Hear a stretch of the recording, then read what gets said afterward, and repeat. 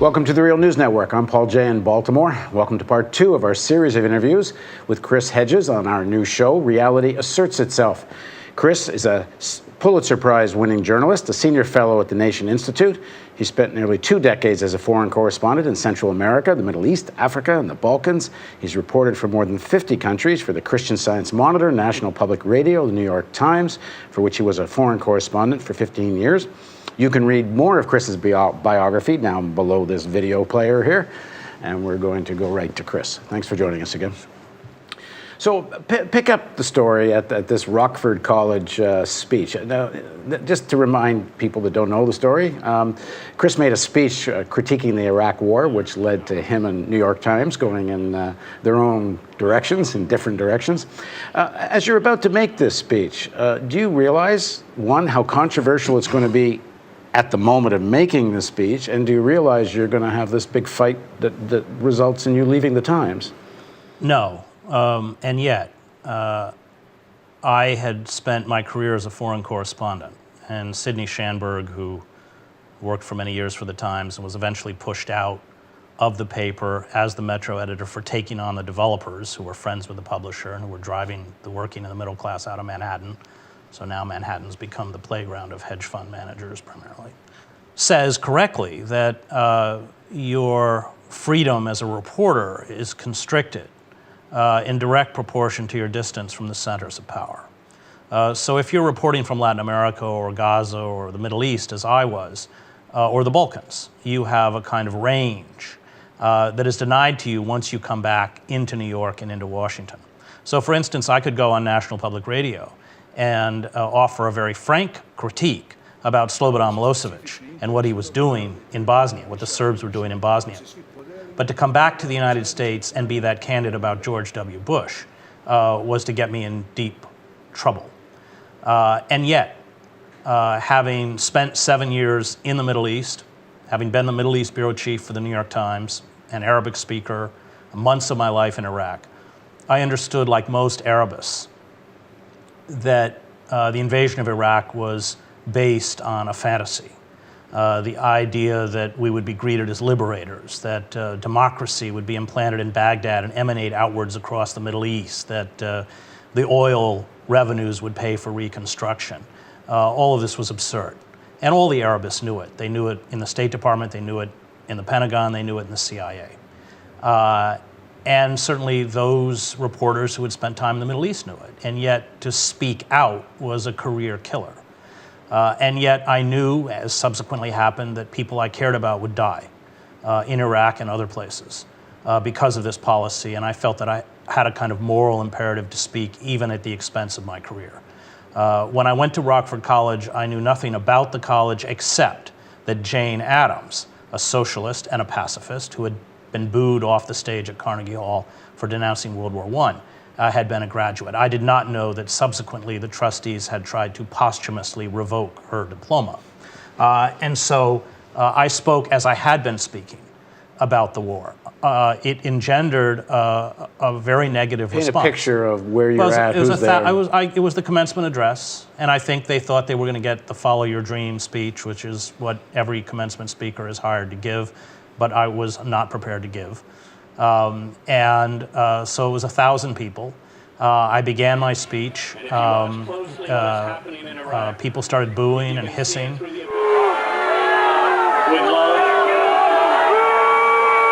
there are those who will insist that the comradeship of war is love. My microphone was cut twice.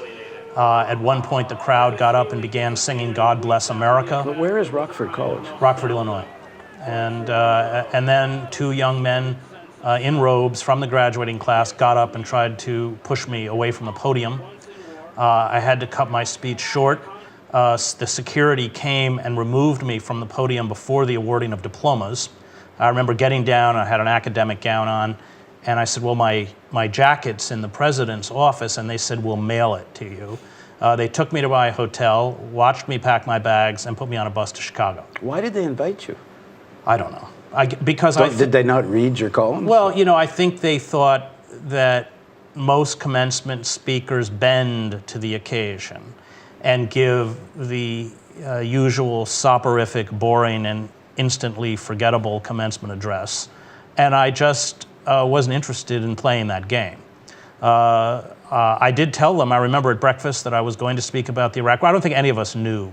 They probably didn't know how frank I was going to be. I think we were all sort of clueless as to the reaction. Yeah, you must have been surprised yourself at students reacting this way. Sure. It was very hostile and frightening. I mean, when you have 1,000 people who really don't like you, I'm not going to pretend it's easy. This is 2003. 2003. So there is a big anti-war movement all around the world. Right, but you have to remember that in 2003 it was mission accomplished. We were celebrating the fall of Baghdad. People were reveling in the power and virtues of the American empire. And it was very lonely for those of us who were speaking out against the war. There were very few voices, but we've rewritten that history pretty well. But there weren't a lot of voices. Yeah, the big protests are before the invasion. Yeah, and the general public is deeply sympathetic to the war effort. And most of the intellectual class are either silent or complicit. So what goes through your mind as you decide to make this speech? You must have had some sense in that post-invasion period that this was going to be controversial, and the Times may not like this. Yeah, I've been booed, because my career was never the point. I mean, you don't volunteer to go to Sarajevo if you're a careerist. I mean, you can get killed. I mean, I was never trying to build a career. That isn't why I was a journalist. That which again sort of makes you an anathema at a place like the New York Times, where for most people it's all about the career. So I didn't care about my career. So it wasn't a big decision. This was the next thing you were going to do. Well, I didn't know I was going to part ways with the Times, but at the same time I wasn't about to be silent. I was certainly willing to accept whatever costs came with speaking what I thought was the truth. And those costs did come, because what happened was that you got the home movie footage that was picked up by Fox and all these right-wing trash talk cable shows, and they loop them. They run them every hour. They pull out a little bit with the loudest parts of the booze, and that pressured the Times to respond. And so the way the Times responded was to call me in and give me a formal written reprimand for impugning the impartiality of the New York Times, and that I was Guild, your union. So the process is you give the employee the reprimand in written form, and then the next time they violate, under Guild rules, you can fire them. So it was clear that we were headed for a collision.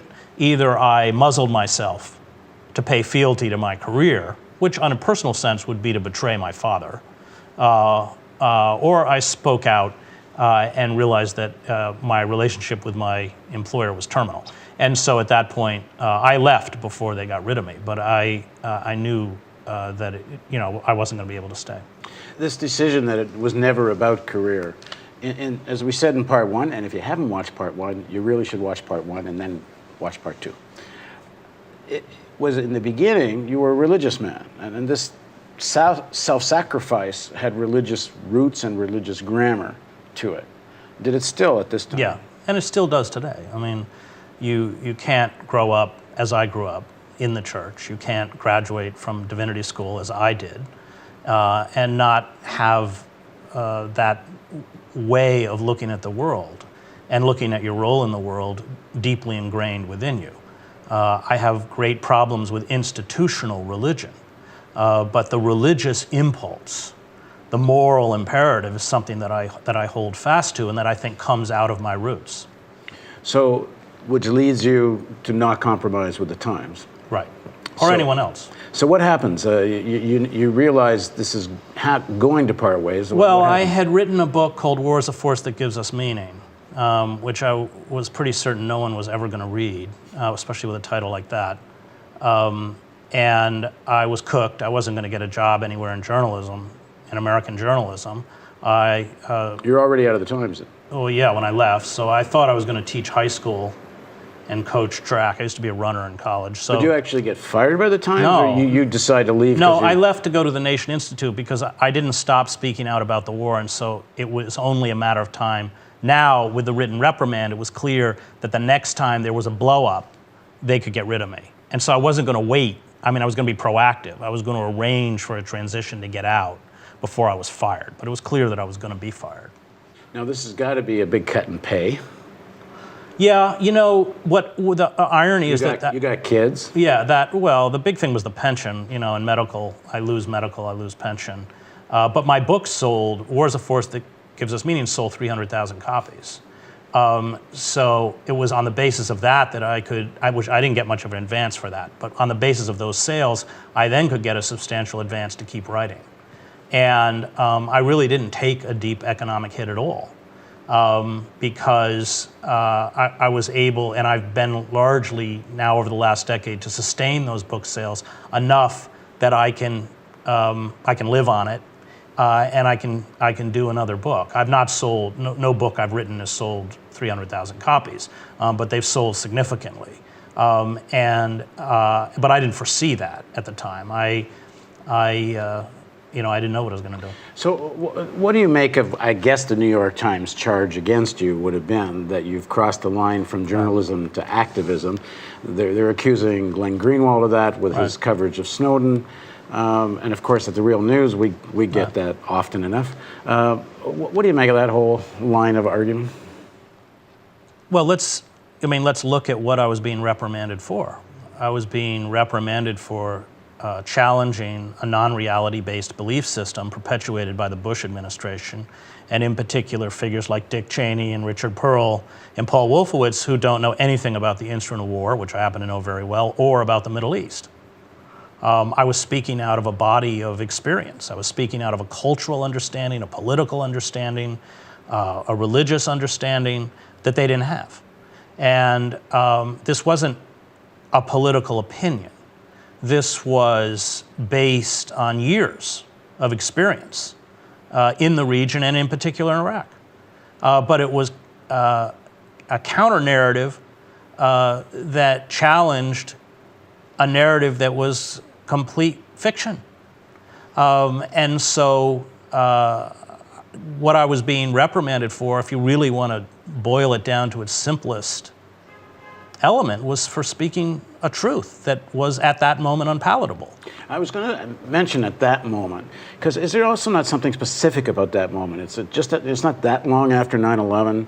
Right. It's just after the invasion, and it's at these moments the American media, which in other moments might have actually maybe not have made such an issue of what you said, they collapse, they cave at these moments as much as they did during the House of Un-American Activities Yeah, but Committee. they've also caved on Bradley Manning and Snowden and Julian Assange and WikiLeaks.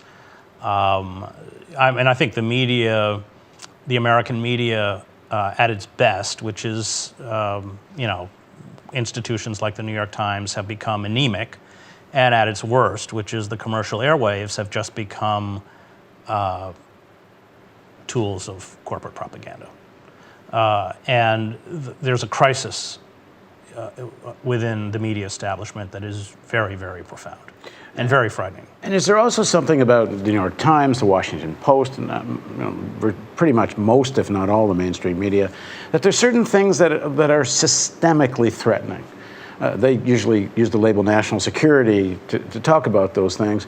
But when we're in that area, that's where they will really intervene editorially. And even if you have done what you said earlier, you're fact-based, what you're doing is refuting a mythology. But this has just gotten too sensitive, you could say, for the class interests of the people that are running these newspapers and their relationship to the state. Yes. And I think that the New York Times, to illustrate the point that you've made, of course, you have to go back and look at the New York Times coverage in the lead up to the war in Iraq, where they were fed bogus material by the Bush administration and printed it as fact. And then the administration would cite New York Times stories to bolster their case for war in Iraq in this kind of circular mendacity that was taking place between Washington and the power elite at the Times. And I was covering Al-Qaeda out of Paris and working with French intelligence who were going insane over this plan to invade Iraq, which of course they knew the Iraqis had nothing to do with 9/11. I would come back and meet with the investigative team at the paper and express to them what French intelligence was saying, and they would just dismiss it. Remember, there was a kind of racism towards the French at the time. Jokes about French culture and French identity. I mean, I heard them even in the newsroom of the Times. So it's a kind of sickness. Nationalism is a disease. It really is about self-exaltation, and the flip side of nationalism is always racism. And we were self-exalting racists, and I've seen it in war after war, from the Falklands to Serbia to anywhere else.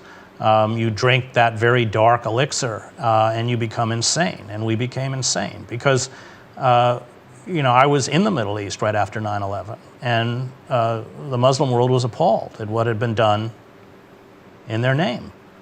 These crimes against humanity that have been committed on American soil. And the way you fight terrorism is to isolate terrorists within their own society. And this goes all the way back to Sallust writing about the Jakartan Wars. It's not a new understanding. And we had gone a long way to doing that because of the attacks of 9/11. And if we had had the courage to be vulnerable, if we had built on that empathy that was being poured out towards us, we'd be far more secure and safe than we are today. Instead, we responded just the way Al-Qaeda and these groups wanted, which is to invade and begin dropping iron fragmentation bombs all over the Middle East, which resurrected the jihadist movement. And just to get back to the Times has the credibility to do this kind of stuff up to the war in Iraq, because they do allow a fair amount of fact-based reporting that actually is legitimate. So you kind of believe what the Times says. Right. Well, every article they wrote, which was a lie, about weapons of mass destruction, being part of Saddam Hussein's Iraq, was technically fact-based. It was sourced, senior intelligence officials say. It was double-checked with other intelligence officials. It was all within the rubric of American journalism, legitimate journalism. It just happened to be a lie. And one could know, many people did know at the time. Well, but those people we never spoke to. That's my whether point. They were the you French, can construct the verifiable stream, but you don't talk to the people that threaten what you want to say. So, and that is the difference between news and truth. And I think the really great reporters care about truth more than they do about news. They're not the same thing. And remember, as journalists, our job is to manipulate facts. I did it for many years. I can take any set of facts and spin you a story any way you want. And if I'm very cynical, I can spin it in a way that I know is good for my career, but is not particularly truthful to my reader. And I always attempted to convey to my reader the truth. But reporters who keep hammering home the truth often become management problems, and they don't rise within the organization. You know within the institution what will advance you and what will not. You don't need a list of rules written on a wall. So that the hierarchy of an institution like the New York Times is dominated by people who are careerists, whose loyalty is to their own advancement rather than to the truth. And yet, all great journalistic institutions need those reporters who care about truth. David K. Johnson, Sidney Schanberg, who I mentioned before, they were there. What happens is that they often eventually have a confrontation with that institution. And because they have that kind of integrity, they're often usually cast aside by that institution. Okay, in the next segment of our interview with Chris, we're going to start the discussion about what should be done, and we're going to talk a little bit about Christian anarchism and some of Chris's philosophical beliefs. Please join us for this next segment of our interview with Chris Hedges on the Real News Network.